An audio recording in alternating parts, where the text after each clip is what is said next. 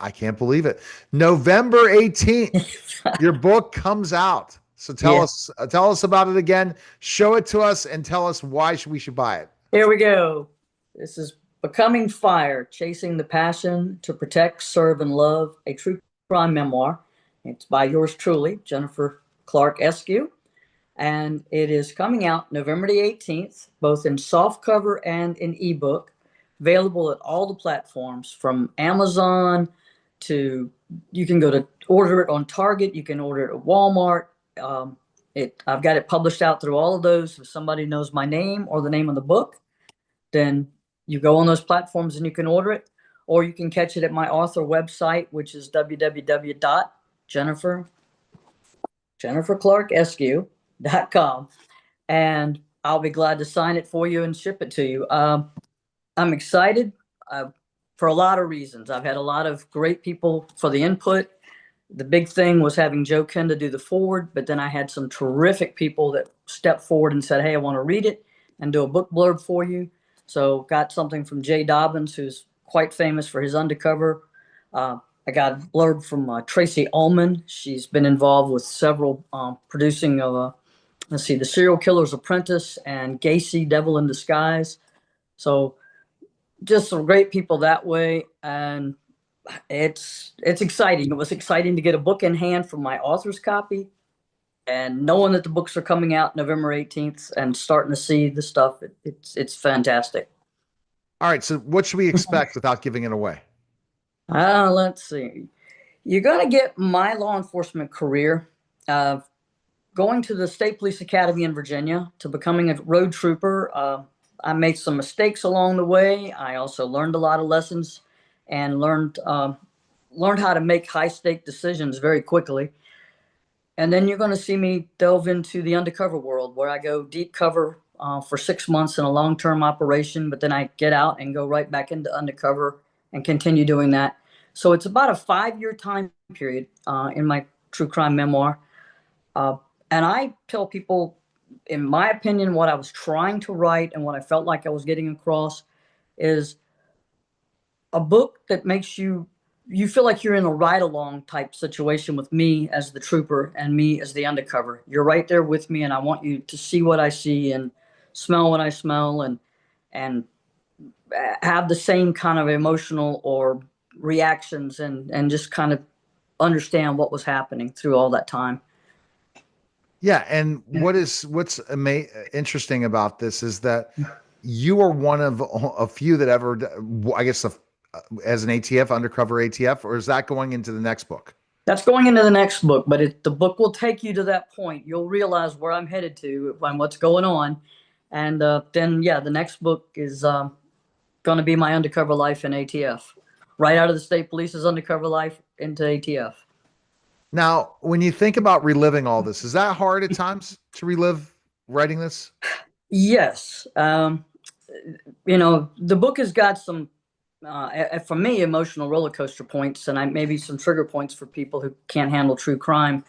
I didn't try to be grotesque in what I wrote, but what happens is there. And so in homicides and fatals and all those things, they're in the book. For me, it took me right back to those scenes, to the things that were happening at that point. The feel of somebody's blood on my gloved hands. And, you know, I'll tell you in the book that I talk to the dead because, well, you're right there with somebody who's just died. Oh my and, God. and you're there. And, I always felt like I needed to say something to them just to let them know everything was going to be okay. I was going to talk to their family. I was going to take care of it for them. But there's just a lot of things that get pulled out emotionally. But there's also, I had a lot of friends that I lost on the job over the years, and there's a lot of dangers in law enforcement that we all see and know. But when you're feeling them up close and personal because they had that exact same badge that you did, and they walked in the same footsteps, that you did, it hurts more. It pulls at you a lot more. Yeah, it definitely seems like it. And I mean, I couldn't imagine seeing a dead person. I've seen them in the funeral, but not completely dead right then and there. So It's without different. giving, we're not giving the book away, just gonna your experience in law enforcement, how challenging it is to see someone that you show up to the scene and they're passed away.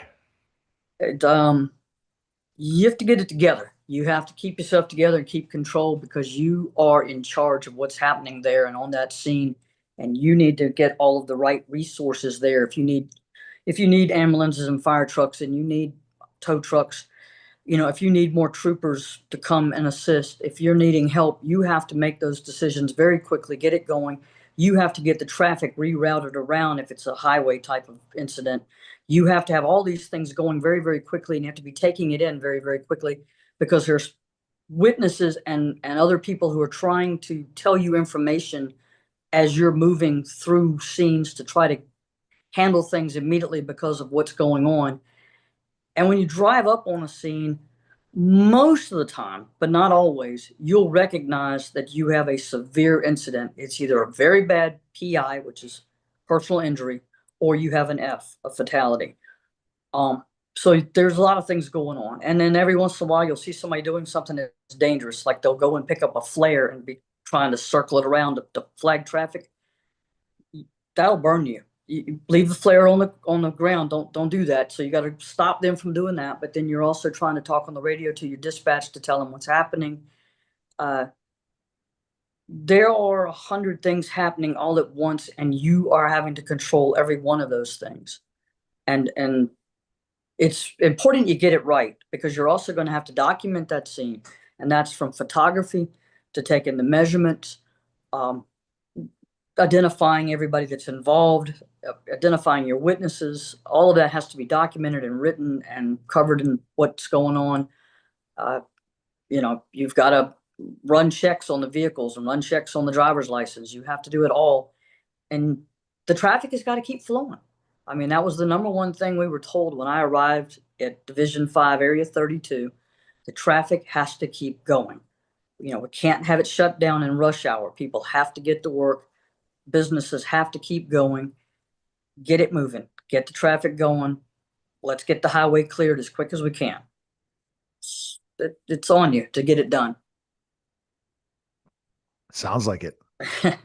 It's a Oh my gosh, yeah. it's definitely. And what do you think also is going to shock people in the book without giving it away?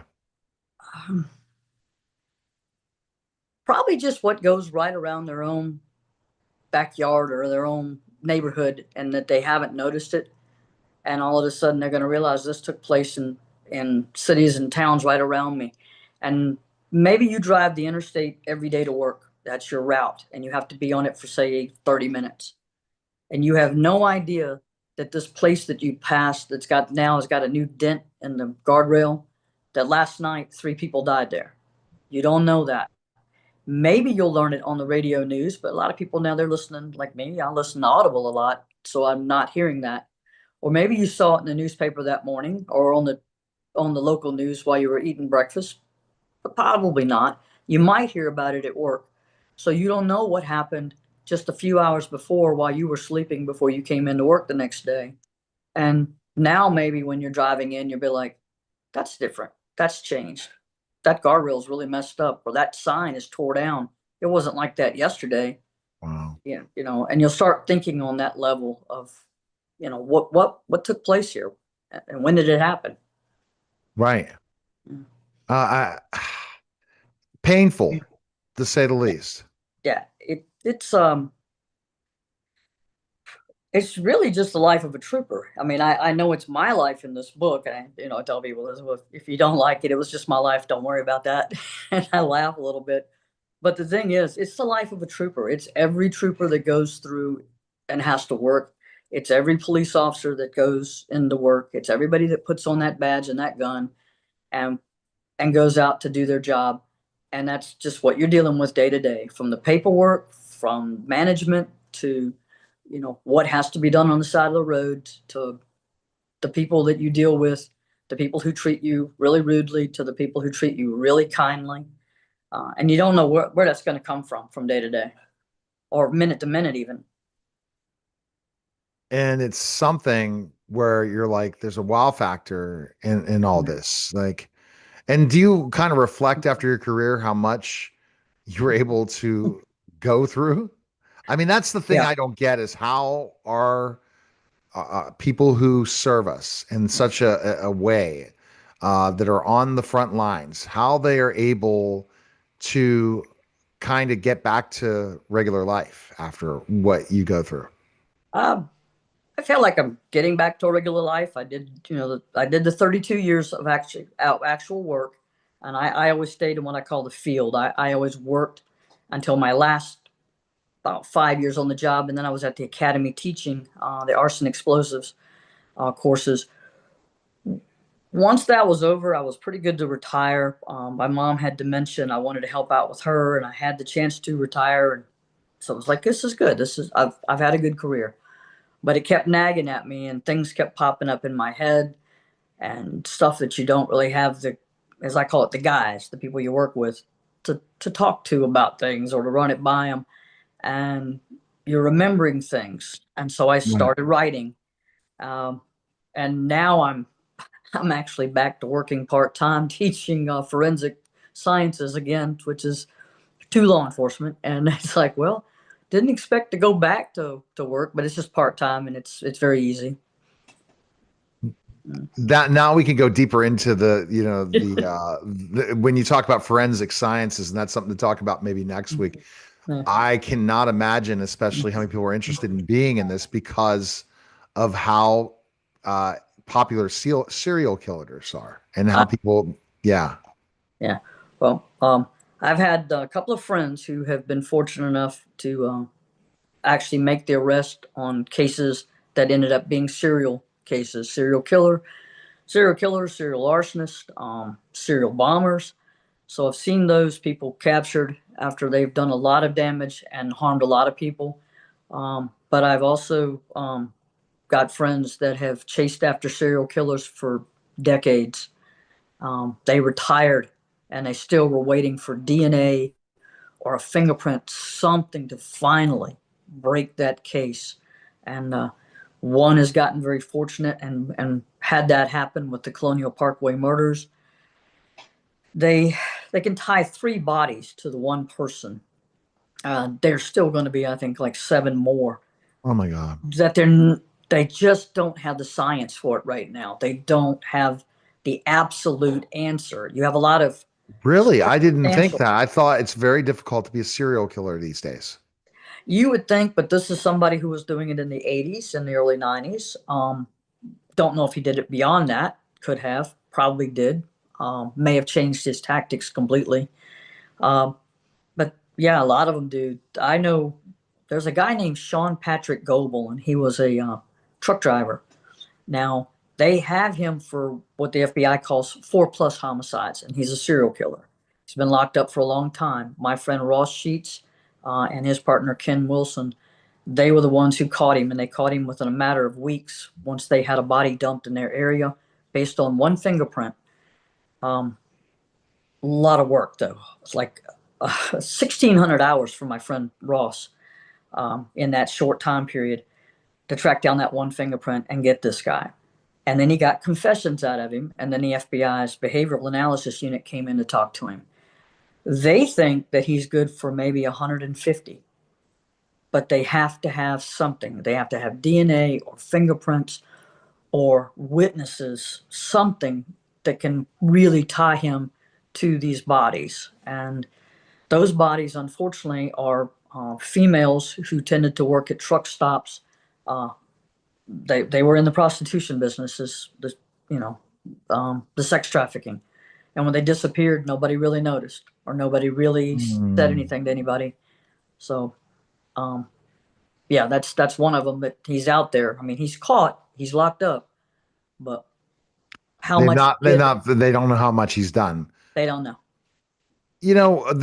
This is, I want to get your take on this. I don't know if you saw Ed Gein Yes, yeah, on Netflix. I yes. thought that really kind of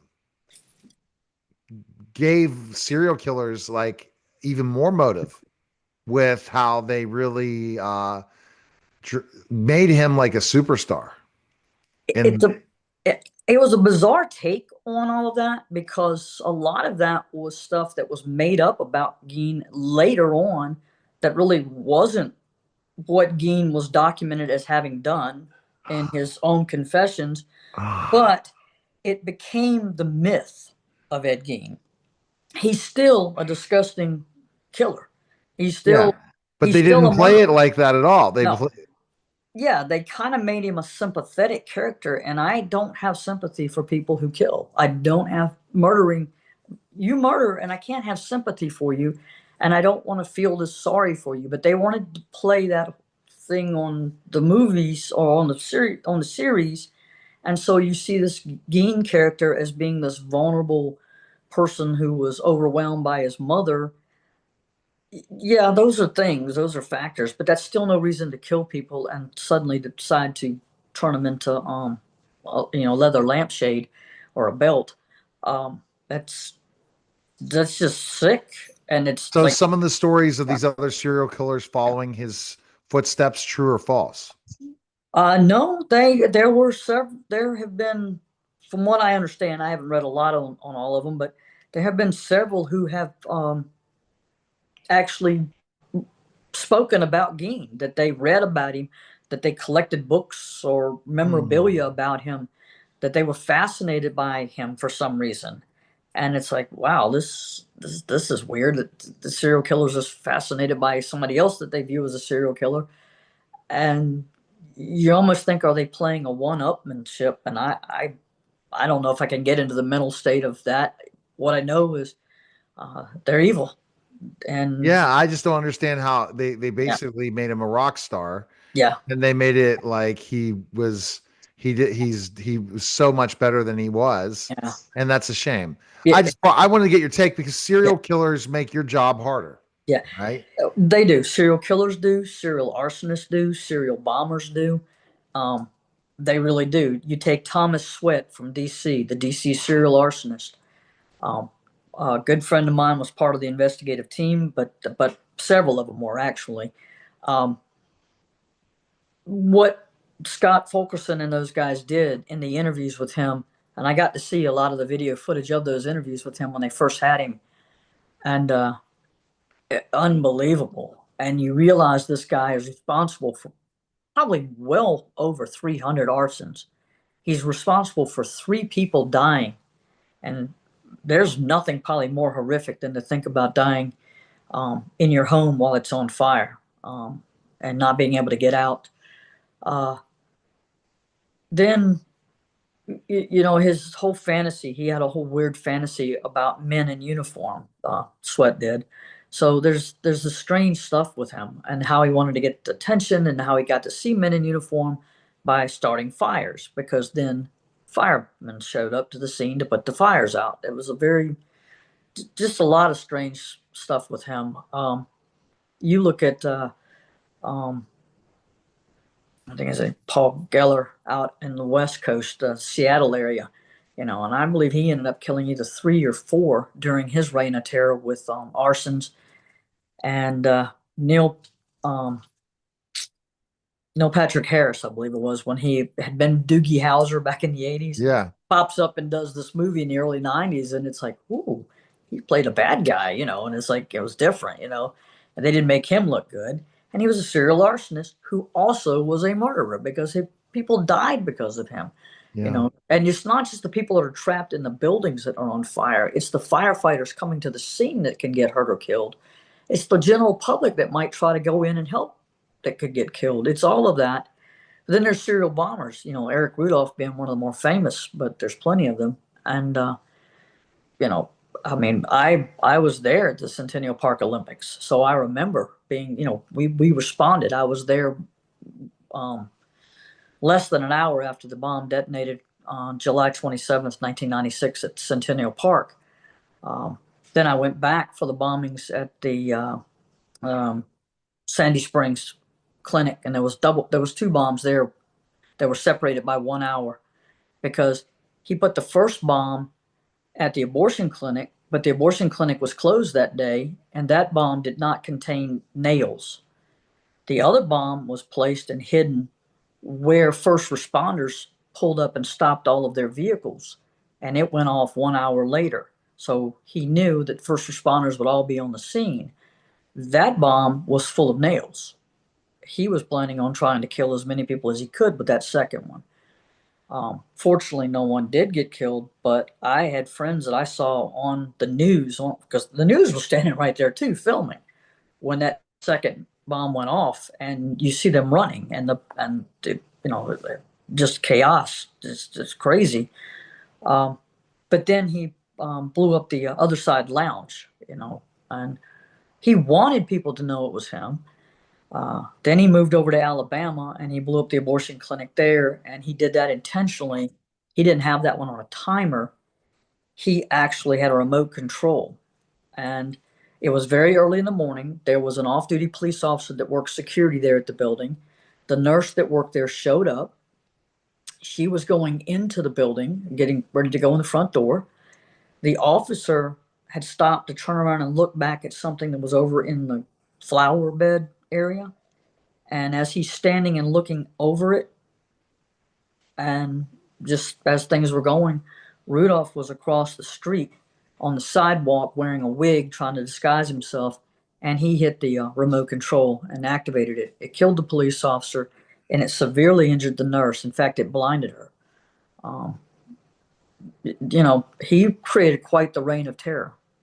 Wow. Yeah. Well, again, the book's coming out November 18th. See, we could talk so much about different things that you have experience with. Oh my goodness. You've never chased your own serial killer, have you? Not so much. I was just, I call it on the peripheral. I was helping out with the arson scenes or the bombing scenes, depending, with ATF back in the day.